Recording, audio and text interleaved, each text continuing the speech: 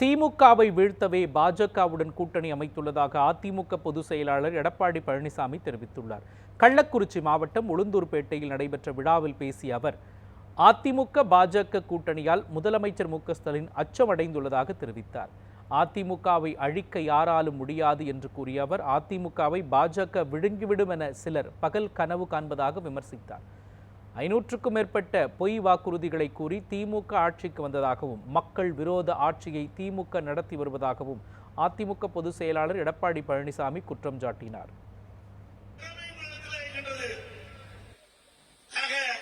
இந்த மாவட்டத்தில் இருக்கின்ற 5 சட்டமன்ற உறுப்பினர் உங்களால் கொடுக்கப்பட வேண்டும். நமக்கு கூட்டணி பலமான கூட்டணி அமையும், கவலைப்படாதீங்க. முதல் கட்டமாக பாரதிய ஜனதா கூட்டணி அமைச்சிருக்கிறோம். அதுல கூட ஸ்டாலின் பேசுகிறான், சட்டமன்றத்திலே பேசுறான். ஐயோ, ஏன் பாரதிய ஜனதா கட்சியோட கூட்டணி வச்சுட்டீங்களே, நாங்க யாரோட கூட்டணி வச்சா உனக்கு என்ன கவலை? நான் சொன்ன மாதிரி, தம்பி சொன்ன மாதிரி பயம் வந்துட்டது, மாவட்டத்தில் சொன்ன மாதிரி பயம் வந்துட்டது ஸ்டாலின் அவர்களுக்கு. அனைத்து இந்திய அண்ணா திராவிட முன்னேற்ற கழகம் பாரதிய ஜனதா கட்சியில் கூட்டணி வைத்தவுடனே ஸ்டாலினால் பொறுக்க முடியவில்லை.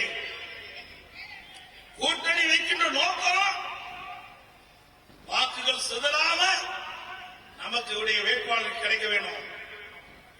திமுக என்ற தீய சக்தி, மக்கள் விரோத அரசை அகற்றப்பட என்பதற்காக நாம் கூட்டணி வைக்கின்றோம்.